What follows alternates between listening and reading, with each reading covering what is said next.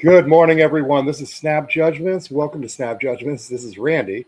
And I brought on Pete Collins and I'm sorry, I got to look it up now.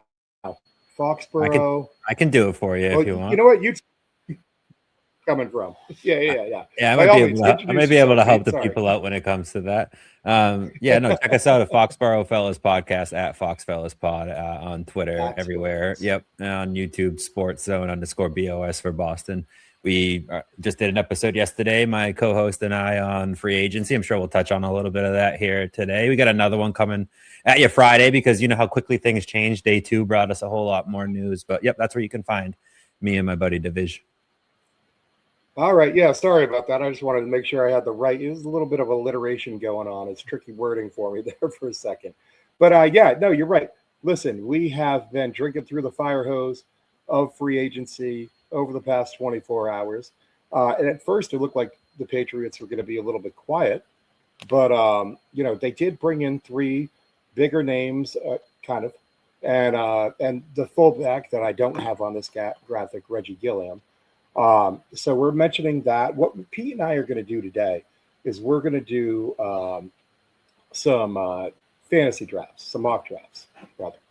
And we're going to explore different scenarios for the Patriots based upon their needs, based upon who's available, and so forth. So the signings today certainly impact our needs. Bringing in a guy who can play guard, presumably left guard. Draymond Jones is going to play defensive end. And not only does he play defensive end, but he kind of changes the body type, body archetype, if you will, of what this team had before. They just didn't have a guy built like him. And then Romeo Doubs, who is, a solid wide receiver too, probably not wide receiver 1, pulling in. He's going to be pulling about $17 million a year. So how did the signings of the past 24 hours affect your approach to the mock draft for the Patriots, Pete? Well, yeah, you mentioned Reggie Gilliam not on there. He might be a big one too for this offense, but not how it affects a mock draft at all. So I understand why we're looking at these 3. Yeah, so we'll go right to left on the graphic. Elijah Vera makes you not need to draft, a guard or move up in the draft to get a starting guard or do something crazy to get a starting guard here in this draft. You're like, okay, I have a starting left guard. I have starters everywhere across the offensive line with Vidarian Lowe gone. Marcus Bryant being your only other tackle. You're like, okay, maybe we're looking at a tackle now in the draft because that would make sense. Morgan Moses likely isn't going to play the year after this, so you're starting to plan for that. So that will be part of the draft strategy here today is maybe get some depth at guard and some depth at tackle there. If you didn't get Draymond Jones or anybody else, you'd be like, all right, pick 31 has to go to edge because what else are we going to do at edge with Chase on pending free agency and Landry having offseason surgery? You just don't know what you're going to get out of those 2. And then it's Elijah Ponder. So you're like, ooh, I don't know if I can really put a lot of eggs in Elijah Ponder's basket right now. Or ever. So yeah, it makes you think edge. I still think edge, right? With Draymond Jones makes you go, okay, I don't need to spend pick 31. Dobbs, same logic. Don't need to spend pick 31 on a wide receiver necessarily, or do something crazy to get a wide receiver. I have a body in the room. I have starting. I have 4 decent wide receivers in the room right now. In Pop Douglas, Hollins, Booty, and Dobbs, right? So. I like that. I like the room. I like the moves that they're making. I think they have a lot of room to go. Like we haven't done anything about tight end. We don't have a second safety. We don't have someone to play next to Spillane that I'm satisfied with. We have some things that we need to do here. So maybe that's where we address it in the draft. Although it is just day 2, right? Remember we signed Diggs at the tail end of free agency last year, and that changed a lot of things about how you might approach it. So yeah, free agency matters here a lot. Yeah. And what's happened so far will definitely dictate. But we're here to do a podcast today, right? So what's happened is all we can consider. So look, if they go get Hendrickson, then I'll tell you we don't need to spend on edge really, high picks. But today, yeah, absolutely. And I mean, this time of year is a tough time to do mock drafts because 5 minutes could go by and all of a sudden it's irrelevant. But, the funny thing is we're not even into free agency yet. This is the legal tampering period, whatever that even means. What a hilarious name. I don't think anybody actually knows. It literally just means you can't sign on the dotted line until, tomorrow at 4? Yeah, it's the silly concept. I don't know. It almost is. Almost sets up the sort of situations like we saw with Milton Williams last year, which really benefited us. So it's fine with me. Imagine if we did that with Devin Lloyd this year when he signed with the Panthers. It did it again. That would have just been hilarious to stick another one out. Too. Yeah, for like 7 minutes, I think everyone in New England was just looking around like, "Wait, is that going to happen again? Is it?" But well, you know what? It's funny because John Ballin and Burgundy was on with me yesterday, and he said he was like, the whole signing of the edge Jalen Phillips there. He was like, man, that just sounded to me like that wasn't going to happen to them again. No, we're going to go way over the top. We're going to give you way too much so nobody does that to us again. And, I didn't even think of that first, but probably. That's hilarious. So I've been seeing this photo circulate social media. It cracks me up, so I thought I'd share it. Little live look at Romeo Dobbs upon his arrival here. God forbid he wants to protect his head from CTE and future problems. Yeah, no, listen, logically it makes sense. It's but graphically it's still funny. Oh, it's hilarious. So listen, we're going to sit down in the draft war room here, all right? And what we're going to do is we're going to go over to draftprofessor.com. We're going to get into the Fanatic mode, and we're going to do 3-round Fanatic mock drafting. Now, what that means is we're going to do 5 iterations of 3 rounds each. And with each iteration, like the players that you take in the first time that you do this are not going to be on the draft board available to you anymore the second time, and so forth. So by the time you get to iteration 5, there will be 12 players, the players from the 4 prior iterations, all unavailable to you. So it forces us to explore different draft strategies based upon different players being available and not being available. Do we attack edge first? Do we go with the offensive line? Do we want a wide receiver? And how does that play out throughout the remaining 2 rounds of the first 2 days of the draft? So let's get right into it. We're going to explore these draft strategies, and I am going to share my screen out and hope that my computer cooperates fully. All right, here we go.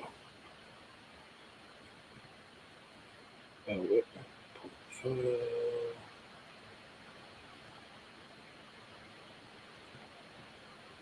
And there we are. All right. So look, I like to, when I do drafts on this site, now this site's fun to do drafts on. It's not perfect because the trades are a little wonky. I really like it for the Fanatic mode, though. I like to do the draft randomness. And basically this means 8 teams ahead of us are not going to take whatever the BPA is on their board. Now, on this site, draft boards are set based upon the picks that have been made for that team. So whoever the Los Angeles Rams fans are picking is at the top of their draft board. Whoever, the Bears fans are picking is at the top of their draft board, and so forth throughout all 32 teams. So you really never get the same mock draft twice on this site. It's kind of interesting in that way. Again, it's very limited when it comes to trades. It just visually, it doesn't set up in a way that I can make sense of. So I've never actually completed a trade on this, but I do like it for the Fanatic mode. Now we're going to hit right here. Now you could choose any number of rounds to do the Fanatic mode in. We're going to do 3. And that way we make sure we stay within the 1 hour of the programming here. All right, we're getting started off. This is about how it goes on draft night too, right? The first pick goes up there and you have to wait the whole 15 minutes. We'll say the site normally runs a little quicker than this. This is on my computer. No, I'm just killing time while it runs through the 30. You know, Tom Brady's going to go up there and kill 15 minutes on draft night. All right, we're on the clock here. We are on the clock, and let's see, just take a gander at who's gone in front of us here. I mean, we, can kind of cruise through the top picks, but oh, look at that. Monroe Freeling, 6th to the Browns. I like that. I called that. That's my prediction. from a couple weeks ago. Vega Ioane, unfortunately, off the board. Denzel Boston, those are both top targets of mine. Now, Pete, you're going to be doing the picking here. So, where do you want to look? What do you want to look for? I mean, those top 5 that you even have right there are all D-line edge. Well, then you have an interior lineman there mixed in. So you have McDonald, Messidor, Pregnon. Is that how you say it? I can't really see. Yeah, Pregnon, I believe. Yeah. Yeah, and then Zion Young. I think I'd go Messidor amongst those picks because I want, we're doing multiple iterations of this, right? So Yeah. this is the edge. This is the edge iteration. I almost paused there for a second on McDonald because Ohio State and Vrabel, and it's like, oh man, Vrabel, but I'm picking for Pete. I'm not picking for Mike Vrabel here. I would go Messidor. He's the best combo of talent. It's the best player available. I think he's the one to go with here. Keep the Miami now you don't have a going problem. too. I was going to say you don't have a problem with a player that's going to be 30 at the end of his rookie deal, then, huh? No, because I think that's the focus of the Patriots, right? It's a 3 to 5 year focus. So sometimes you take the experience. It's like some of these receivers that are coming out are like the same age as Kyle Williams. You know what I mean? Like it's all about experience, and I think that if you have more experience, it can sometimes be better. I don't think that's a negative for me all the time, right?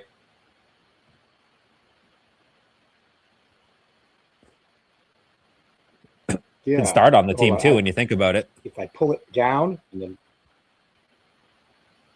Yeah, no, I mean, he could definitely make an instant impact potentially. All right, we are back here on the clock. All right, let's can we eliminate edge from I don't want to see edge. Oh, let's pick the positions that we do want to see. Yeah, that's what we can do. Yes. Yeah, let's go wide receiver. I want a tight end, but I don't want him this early, so we're not going to select him. I definitely don't want a running back. Let's go. I don't want him mixed in here. Yeah, tackle. Too early for a linebacker. Safety, we can select safety. Okay. All right, so what do we got here? All right, and Jacoby Lane, I think, is a pretty good pick here at wide receiver. I've heard his name tossed around, even being considered to go much earlier than that. I think wide receiver. I mean, let me put it this way: like as far as like scouting report goes, are you a big college guy? Like, what would you give me a scout? Like, what's Jalen Kilgore's scouting report, or is there ability to click info and give a quick rundown on him? No, they don't have like that sort of ability on this site. I do. Kilgore is like a nickel back kind of, defensive chess piece tweener where we're not quite sure, exactly what his position is going to be, safety, but he's got skills to play all around the the secondary. Meaning we're not sure if he's going to be a defensive back or a safety? Something like that, yeah. Yeah, all right. Who's that other guy, Jalen Husky, if we scroll down a little bit? Because I'm not going, I don't think I'm going. Husky's the Maryland kid there, yeah. I like Bud Clark, too. He makes some plays on the ball. Had a real good Senior Bowl week. It's early for him, but... Yeah, it's early for him. That's what I'm... Yeah, it's a little bit of this about his best player available. I think Jacoby Lane has to be your pick here. Yeah, no, I'm totally on board with that. Jacoby Lane's a great pick. I mean, 6'4" kid out of USC, touchdown machine.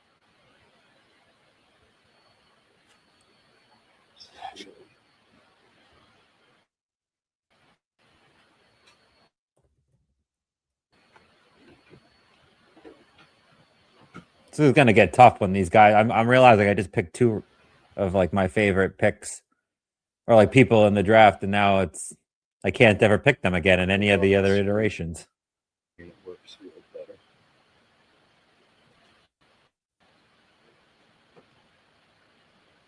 Yeah,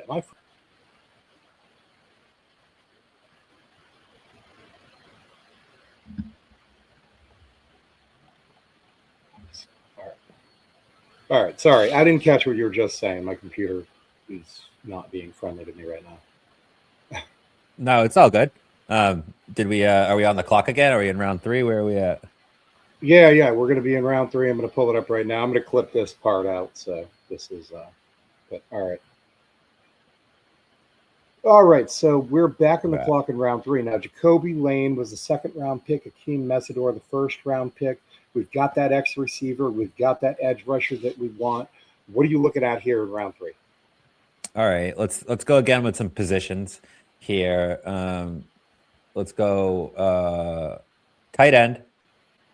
Okay. Does that say offensive line or offensive tackle? Offensive tackle, and then I've got I want them interior both. Yep, offensive there we line go. there. And then safety, linebacker. All right. Take a scroll down the list and see who's here that you We got like. Boston College player Jude Bowery on the list. Too early for him, though, in my opinion. Yeah, but came out with some good measurements and a good workout, though. At the combine there. Yeah, he could be a solid depth piece. What's this? Isaiah World is our best player available here. Let's get a scouting report. We can't click on it and get a scouting report. I got Google though. Oh, there you go. Yes, I got Google. You know what I mean? I'm doing it the old-fashioned way. Isaiah World, he is out of Oregon via UNLV. That's where he went before. He was a guy who, like preseason rather, everybody had high on the first round mock drafts. He was listed at like 6'8", 330 or something absurd, and came out later. He's more like 6'4" and change, and he just kind of didn't have the season. Wait, they listed him at 6'8", but he's really 6'4"? Something like that, yeah. They were off by 4 inches. That's crazy. What was he wearing? Like sneakers that day? It's college for you. That's absurd. Someone needs to get fired over that mismanagement or that mismeasurement there. I'll accept like an inch, a half an inch, or a rounding error. 4 inches. They probably just hired the guys from the combine to measure him. That's crazy. But he has a chance to be an average swing tackle, is what this scouting report's saying. And I'm looking for a swing tackle. But average backup or it says or special teamer. That's not exactly what I'm looking for there. What's the next player here? Jalen Husky. Wasn't he available at pick 2? Like, weren't they telling me he was one of the best players available in round 2? So he's hanging around. He was up there. Yeah. It says for him, average backup or special teamer. Again, this is just going off NFL.com, prospects. Split field safety, back end roster spot could be his ceiling. That's not a great scouting report either. What's Matt Gublin? Oh, Matt Golbin. He's a center from Michigan State. He's been rising up draft boards the past few weeks. Certainly in this draft professor community, at very least. That doesn't really excite me either. So then we got Kendall Daniels. Yeah, how about this? Look up Emil Wagner. You see him right here from Notre Dame? Now, he's a favorite of mine. So I'll put you on to him. Yeah, put me on. At the Shrine Bowl, number one, he looked good. He looked real good at the Shrine Bowl. Now, that's just the Shrine Bowl. But he's a younger kid. He's really growing into his body now. Coming into the year, he was about 290. We saw him just get beat up by Reuben Bain in the first game. And so people kind of forgot about him. But he really put it together a little bit throughout the rest of the season. And he started putting on that muscle that he really needs. He was up to 306 at the combine. So putting on 15 pounds of muscle in this past year, I think he's got a future. And if we were to draft him here, he'd sit behind Morgan Moses for a year, put on that additional weight, learn from Moses, and I think he has the tools to be a tackle in this league. And you think it's the right round, and we couldn't just wait and get him in the 4th round? I think it's. I know this is a 3-round mock, so I know this is the last round, but thinking like I think this is right about the right range for him. I think that depending on who you ask, could be end of day 2, start of day 3, sort of range. And what's your scouting report on PJ Williams? PJ Williams, I'm not as heavy into. I know there are folks that like him. I just think like a little bit lower level of competition at SMU maybe. But I do know that there are folks that like him. I have not been as heavy into him. Okay. Let's go with your guy. Let's go with that for the tackle that could potentially take Moses's place, because then you go edge, wide receiver, tackle, and you really address the direct needs of this team. And while taking what might be the best player available 2 out of the 3 times. All right. I'm just pulling that down.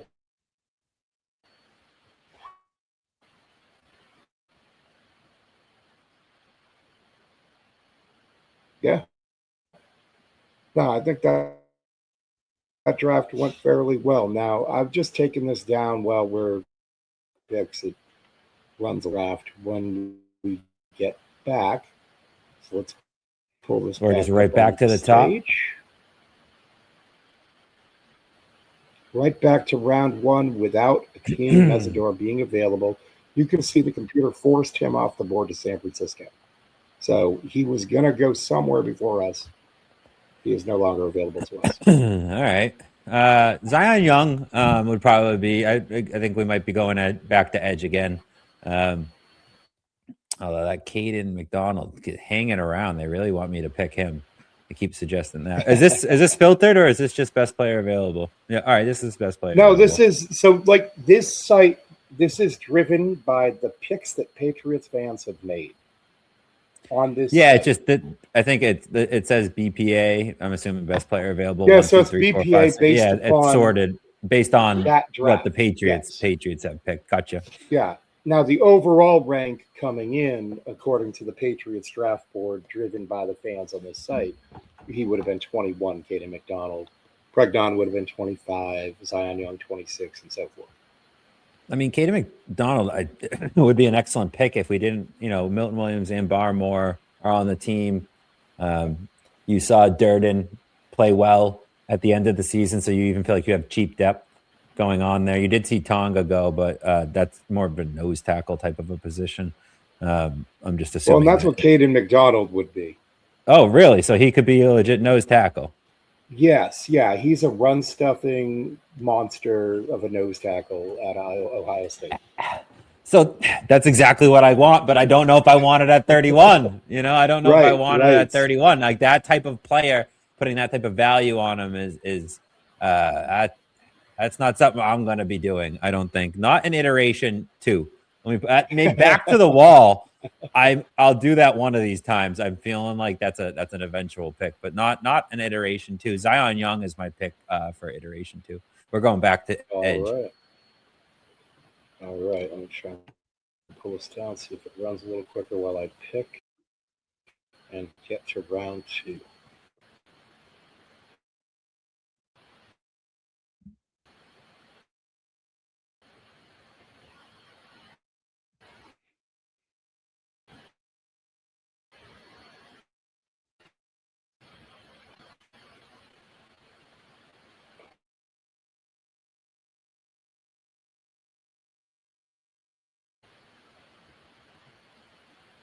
All right, we're back on the clock in round 2. We have some prospects here at the top, some of our favorites on this channel that I can see already, and some guys that the Patriots have reportedly shown interest in. So where are you looking after we already went edge with Zion Young in round 1? I think round 2 is a little bit of a reach for Hurst. Malachi Lawrence edge. We just picked an edge, so it's a little bit of a double dip that you might want to avoid. Although best player available is usually a great way to approach a draft. I think I might keep my eyes moving down the list here, even though that I can acknowledge. Yeah, well, I was going to say, save him for the next iteration too, because we've got to build multiple classes. Yeah, my strategy here with the iterations, and maybe you can guide me, is I'm just trying to do the best thing every time. And if that screws me over down the line, I'll just pick the best thing given my options then, right? I'll just keep doing the best thing. So I'm not trying to game it too much. You're not trying to game it too much outside of just doing the best thing, which can't. That seems like a pretty good strategy, just doing the best thing over and over and over again. Well, what's your Oscar Delp? Is he really worth pick 63? I mean, a lot of people seem to think so. I know some of these local guys are real high on him. Alex Barth has mentioned him a bunch. He's a guy who can definitely he can catch, he can block a little bit. The question is about his production, which is within that Georgia offense. The Georgia offense was not great at moving the ball through the air, and they just didn't target the tight ends much. So his production was certainly on the lower side. I want to say higher 200 yards, maybe lower 300 yards. I don't have it in front of me, but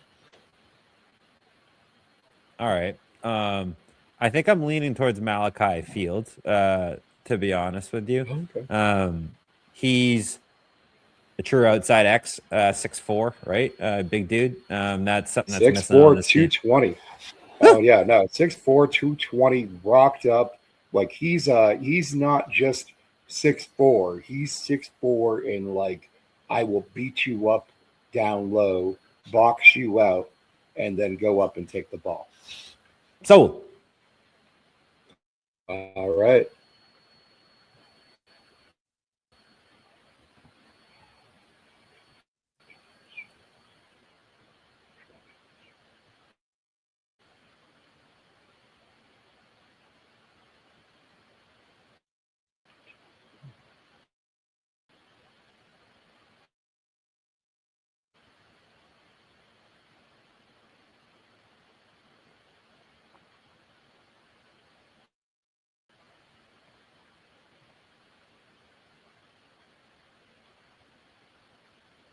All right. We are back on the clock. Now let's head on up to the start. Now remember, in this iteration, we have taken Zion Young and Malachi Fields. Last time we took Emil Wagner in this range, so he will not be available to us. But we have addressed edge and we have addressed wide receiver, first and second in both of the first two iterations of this mock. there's a pattern being formed here. I'm okay with it. There is certainly a list of priorities being clearly outlined. Yeah. All right. Let's see. Not gonna pick any of those edges. I think we're been there. Isaiah World, Oregon. What's his scouting? That's who we were talking about last time. Remember, he Oh, through yep, World. I remember him. UNLV. They had him listed at 6'8", Yep, but he was actually yep, 6'4". yep. I didn't Disappointing pick him last season. time, but I'll pick him this time. Yeah, I didn't pick him last time, but I'll pick him this time, and it's the same logic.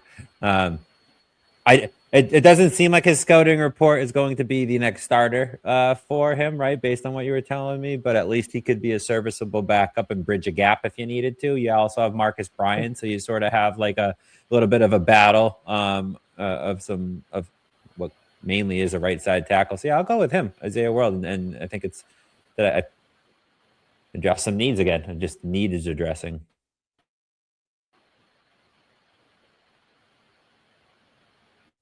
All right, Isaiah World it is. Did they show you the draft? Like, did they show you my two drafts next to each other at the end of this? Like, is it going to keep lining them up?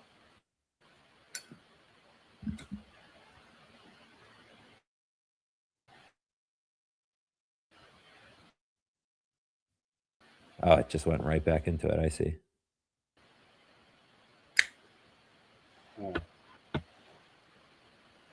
To round one, iteration 3.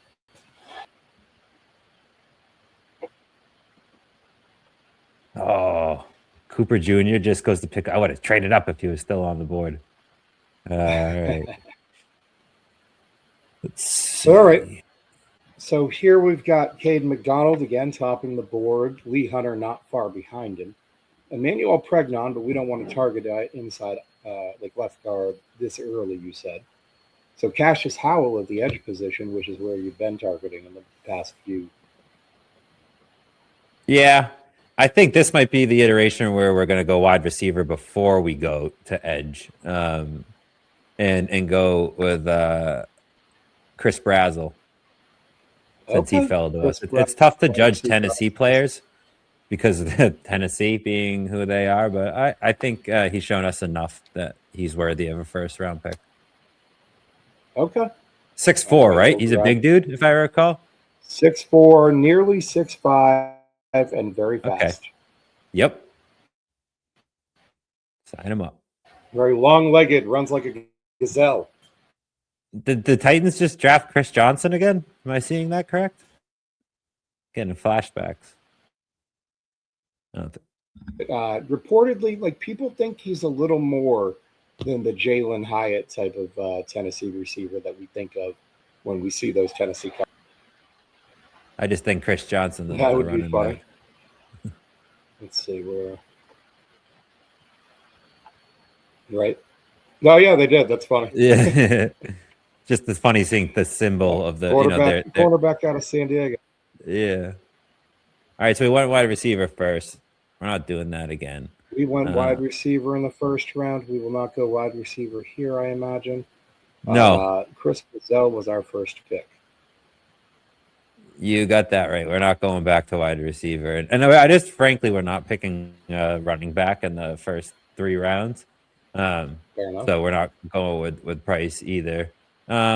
Malachi Lawrence, edge out of UCF. Big dude, right? 6'4". The scouting report on him is he eventually will be an average starter.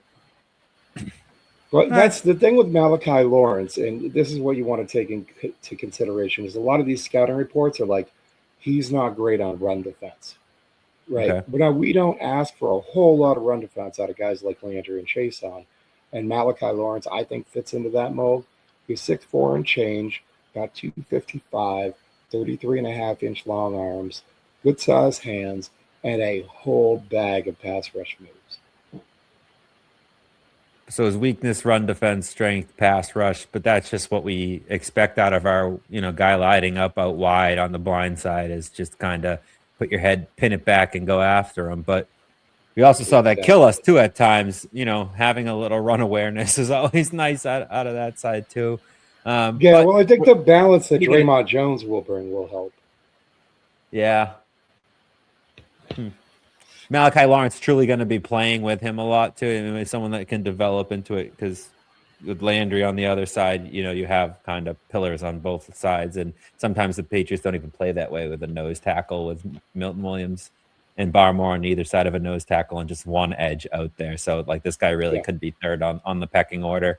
I'll go Malachi Lawrence edge, because you need the positions in need, and I think the other positions that are available to you is too far of a drop off as far as value goes. Yeah. All right. Malachi Lawrence it is. All right. Wide receiver edge instead of edge wide receiver. You see, I switched it up. But now I'm screwed, because now all the tackles are gone that I like.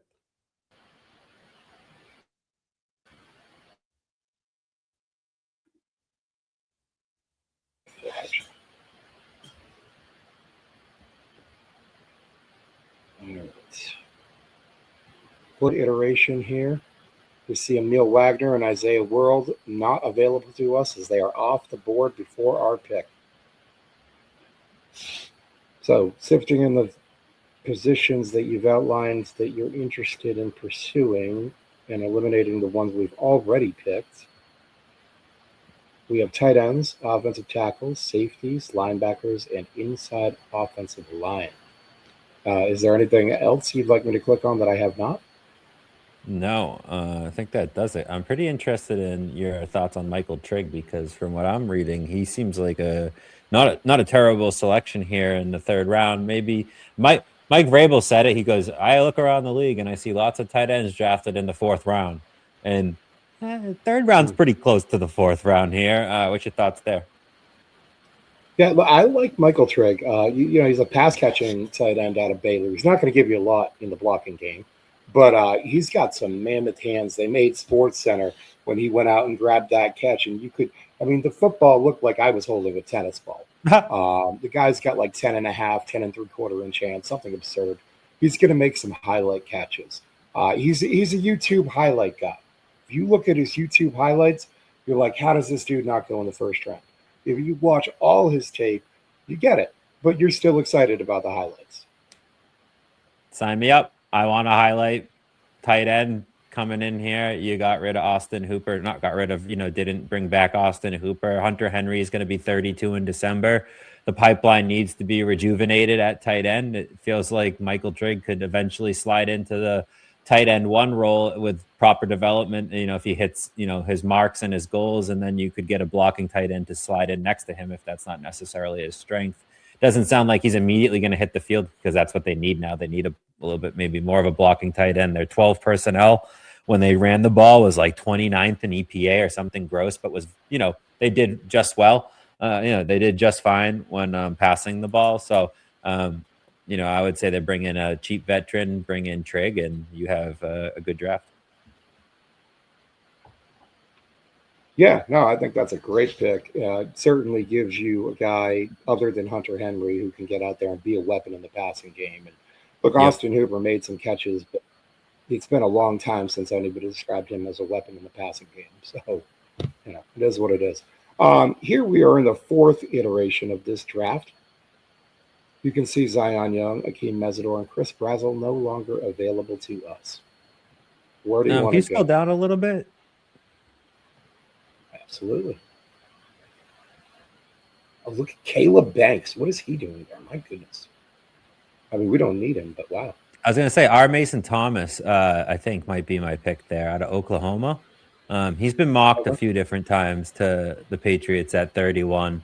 Although his, you know, it seems like there's 9 better players available according to him. Who was that guy that got you all excited? Wait, let's go back to that. Hold on. Cassius Howell, is that what you said? Caleb Who? Banks. Caleb Caleb Banks? Banks. Yeah, And Caleb Banks is why did he get that reaction?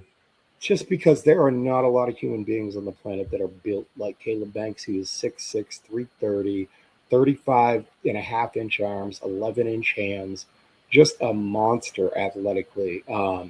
He's raw and he has injury issues. He has like a nagging foot injury that was a problem all year last year, and he went through this mock draft or pre-draft season, really just showed out at the Senior Bowl. I mean, he was literally throwing offensive line players around at the senior. I mean, off 2 feet, throwing guys.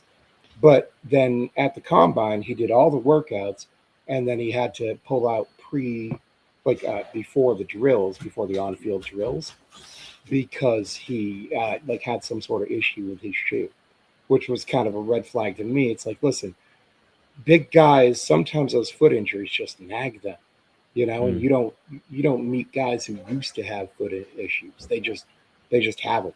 It's like a back issue. You never met somebody in your life who used to have back problems. They just got back problems. It's just something you have now. And I worry about the foot issue with Caleb Banks. Athletically, he is a monster. Like I said, there just aren't a lot of human beings built like him. And Jennings Dunker is an interesting one too. Interior lineman seems to be mocked all around the board, really high and really low. Is it a reach? Is it a steal? What's your thoughts there? I mean, there are mixed opinions with Jennings Dunker. He's out of Iowa. He is your classic offensive lineman, mauler, probably projects to guard better. He's going to remind a lot of people of Logan Mankins. He presents like that. Big old red mullet, handlebar mustache, likes to chug black coffee on the sidelines. And I'm talking like 36 ounces of black coffee, not like a little one. He's your typical Iowa offensive lineman. Yeah. All right. Give me him. I want the guy that chugs black coffee on the sidelines and played tackle and can go to guard, has versatility at that. What was it, right side or left side tackle and guard? I think he played on the right at Iowa. He played right tackle. And I think he can play right guard too. He looks really good in the run game. Yeah, no, sign me up because I mean, Onwenu isn't a contract year. You expect to extend him and create cap space. Just makes a lot of sense if you like the player, and I do like the player. But he's making what, $25 million this year. If he's looking to re-up around that number, he's out of his mind. So you might need a right guard sooner than you think. Yeah, no, that's a good read on the situation too. I think it would be a shame for Onwenu to end up not here because he's been such a stalwart on this line for a long time. But it is what it is. The NFL is a business. 100%. All right. So here we are in the second round. We started with Jennings Dunker. So wide receiver, tight ends, tackle, safety, edge, D line, IOL. Basically, everybody except running back and quarterback. Yeah, not picking one of them. And all right, let's see. Ted Hurst keeps popping up, but I feel like it's too early to pick him. Am I wrong in saying that? I mean, it's for me, Ted Hurst, the Georgia State kid, right? He looked good at the Senior Bowl, but man, I worry when you're jumping that high in level of competition. Like from Georgia Southern, you know, I watched Eric Rivers just absolutely dominate at FIU. I mean, I'm talking like 275, 285 yards in a game there, set the record. Um, at the FCS level, and then he went up to Georgia Tech, and it was a fairly average season for him. He's going to be like sixth, seventh round pick. Ted Hurst dominated at Georgia Southern. He looked pretty good in some Senior Bowl practices, but is that enough for me to take him? Like what's the jump to the NFL going to be? I guess it's certainly a question on my mind. So it's All right. kind of a similar to a Bryce Lance conversation. All the Yeah. athletic tools. Just it's a huge jump. That's the question for every rookie, right? Will they make the jump? I think someone was telling me, and I don't know if this stat is true, so don't kill me for if it's wrong, but 55% hit rate in the first round along those lines. So it's like now we're in the second round. That number's got to drop significantly. So you're not even expecting. It's not even a coin flip. It's worse than a coin flip that these guys will even start in the NFL. So will they make the jump remains the question for everybody in reality. But I think I'm going to go safety here. Jason Kilgore out of South Carolina. This was the pick where your two thoughts here. You don't have Hawkins or a free agent. You can draft him. I'm locking that one in. Where you don't have a Hawkins and you want to put someone that you drafted early out there. I mean, they were willing to do it with Woodson before, so you know that they're willing to play young safeties out there at the same time. And let's just say they do have Hawkins. They bring him in as a third safety, and you get a little bit more big nickel going on with a little bit of a rotation of safeties in there. You bring Marcus Jones off the field in the red zone, and you have three safeties, right? So you have the versatility. The Seahawks did it. It's a copycat league, so. I like that. I like picking a safety there. I don't mind picking a safety that early for those reasons. Yeah. I think Jalen Kilgore would be an interesting mix in here to see how they use him, whether it's in the slot, whether it's in kind of a safety role, whether it's in a little bit of a nickelback type role. I think, like I said, he's a guy that I think you can move around a little bit there. Yeah. All right, Joshua Josephs, I think, is going to be the pick here, edge out of Tennessee, because we haven't gone edge in this one, so it's about time we did. Boom. What was that? Iteration 3? Yeah, I like Joshua Josephs as a pick here. Yep, that was iteration 4. That was the third round of iteration 4. We are in the. We're really getting down to it here. This is the final one, yeah. So this is where things get tight because can't go with any of your favorites from before. All right, we might do a crazy one here. Right? We can't trade up or anything, can we? Or trade down? No trades. All right, so it's a lot of DL available. I mean, McDonald, run stuffer out of Ohio State. Lee Hunter, guy that really turned people on at the Senior Bowl, had a real good year at Texas Tech. Also primarily a run stuffer. Caleb Banks, interior penetrator, potential foot issues, medical red flag. Cassius Howell, good edge rusher, historically short arms. There will be just endless memes about, we can't. T-Rexes fighting each other. No, for that reason, no. I don't. Yeah, no. I think I'm going to go with your guy Caleb Banks. I know this is a first round pick on a interior guy, but Barmore and Milton Williams aren't going to be here forever, and you have the next guy coming in there that could make a lot of sense. You want depth there. Depth at D tackle makes a lot of sense. Vrabel loves the trenches. You never, you can do some things with just picking a really great player like that, plopping them on your lining, letting everything else sort of filter around your good decisions, right? You don't need to necessarily like, this is exactly what he's going to do for this team. I already know it, right? You can be like, I don't know. He's really good. Throw him out there. Let's figure out where he fits in once we start forming, once we see him at camp and see what we really have here. I think this is the player that we're going to go with. The foot issue would be the only hesitation. I'm not talking to him and I'm not at his physical. But if you have any red flags that jump out of the roof at you, maybe you hesitate on this pick. But I'm just making this pick with the idea that we've gotten some level of confidence in the injury front. Yeah, no, I really like Caleb Banks, and I think that would make Barr more expendable, much more expendable, perhaps keep him on better behavior.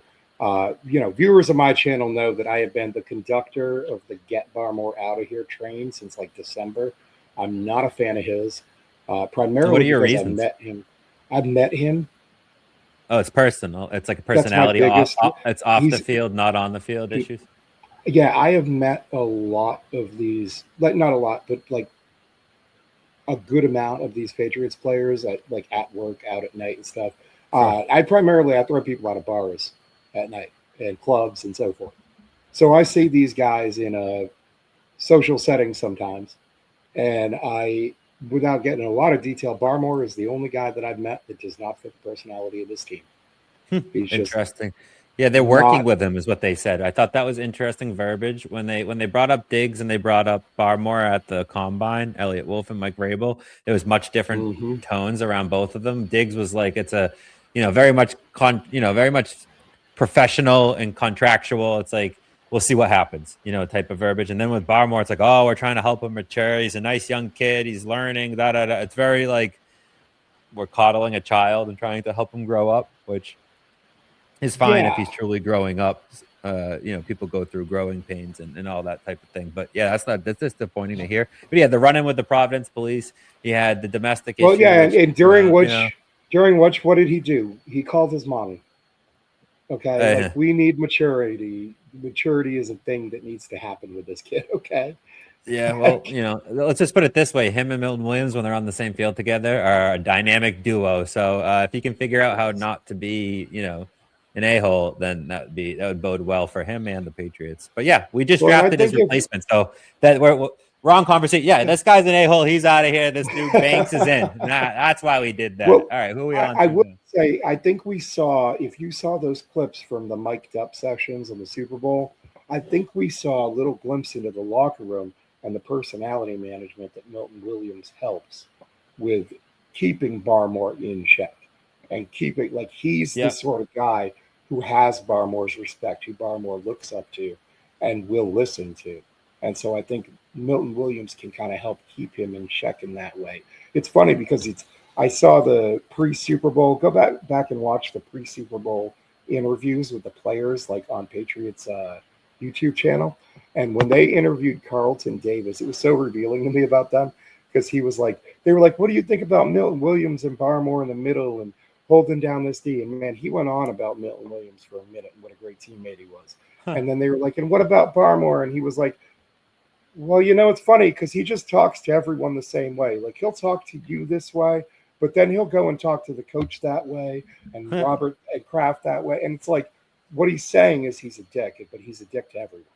Like, yeah, see, that's a compliment. It's a compliment when you say that about Belichick, but when you say that about other people, he's being rude, right? No, I hear you though. You need to treat people differently.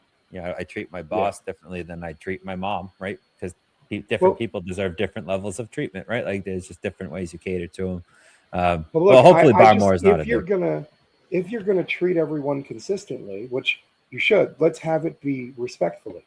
That would be a nice level of consistency.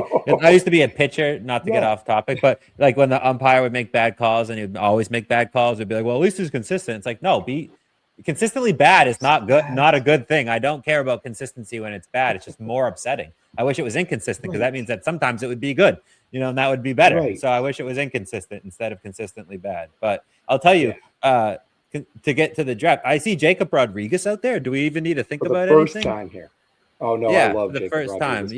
Yeah, that it's speaking to me. Jacob Rodriguez has been more than. I love it. Yeah, there we go.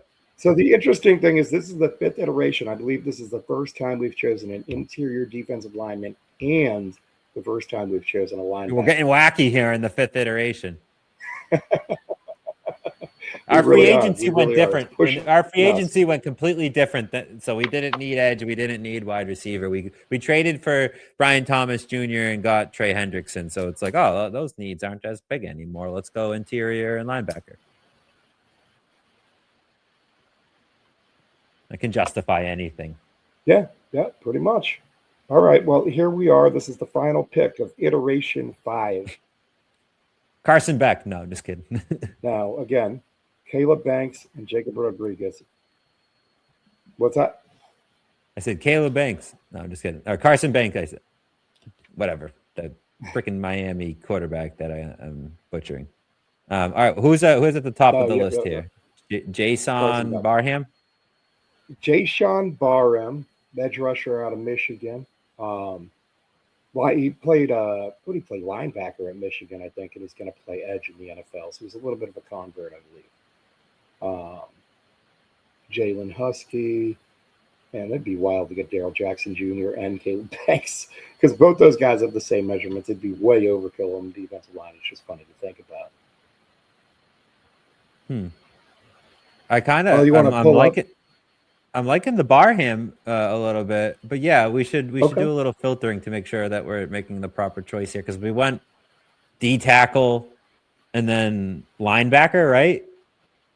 So did any wide receiver? We want to see we want to see. Let's unfiltered tight end. I think we're not going to go tight end. Just what I'm seeing here. Wide receiver. We're going to address tackle and guard later on. Is there like any good wide receivers or edges left?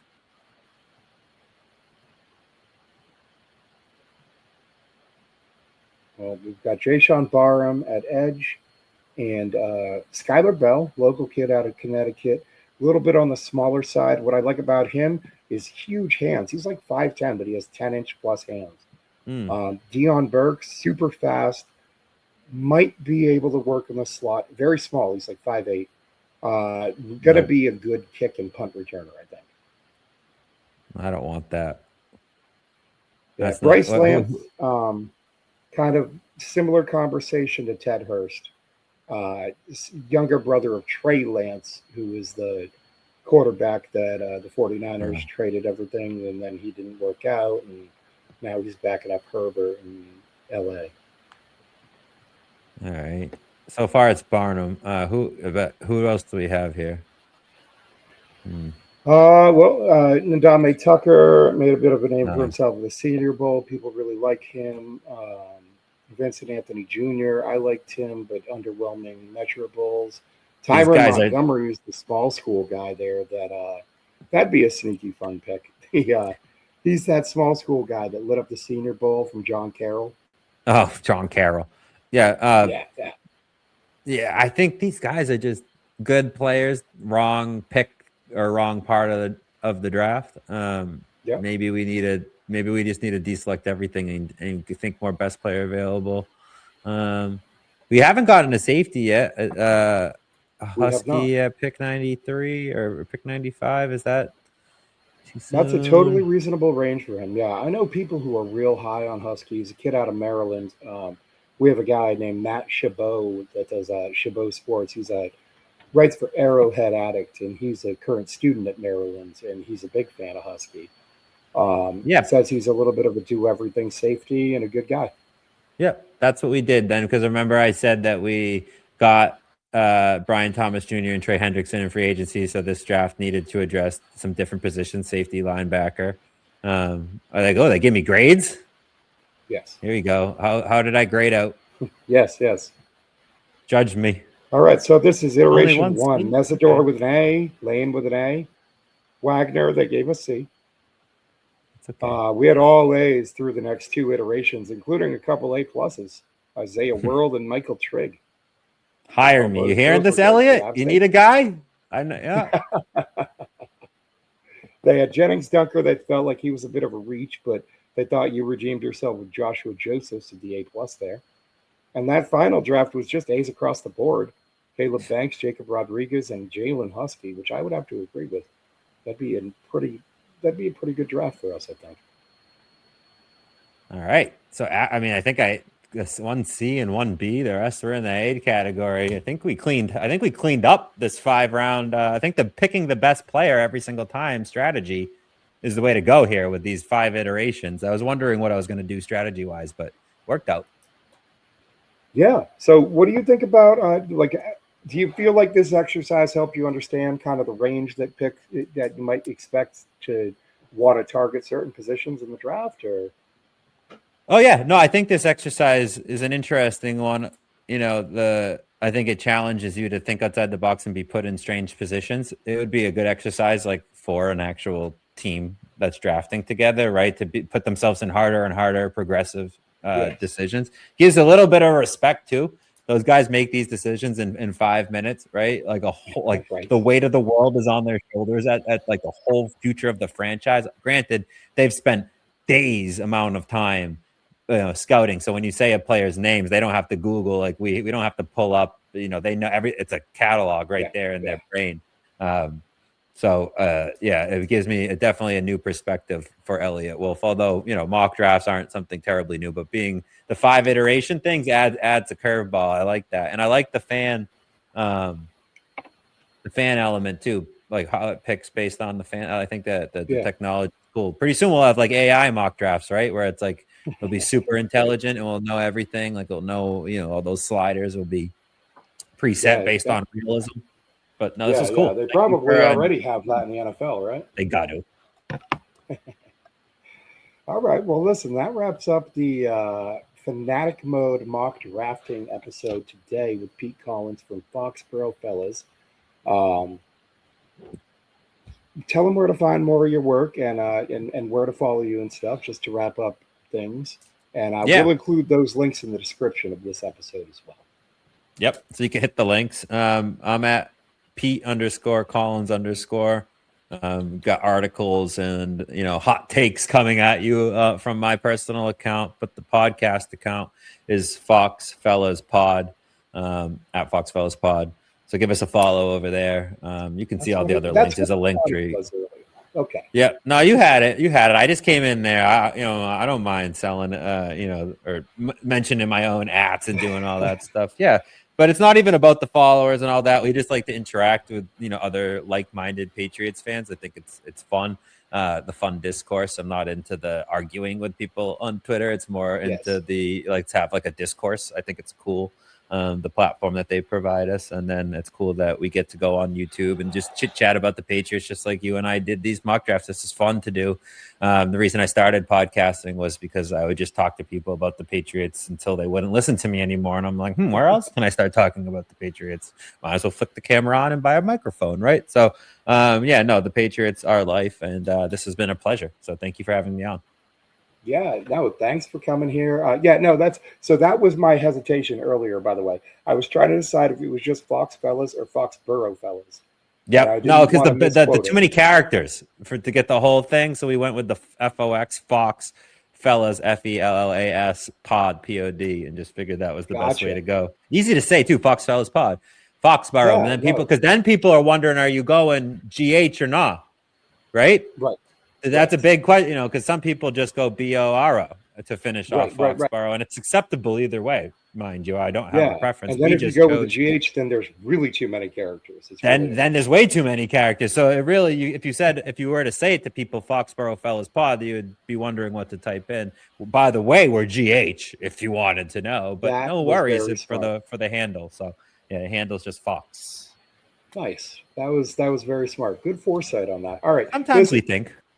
Go follow Pete and his buddies, who occasionally think at Fox Fellas at Fox Fellas Pod. Listen, they put out some great stuff. Check out his Twitter. Check out their streams.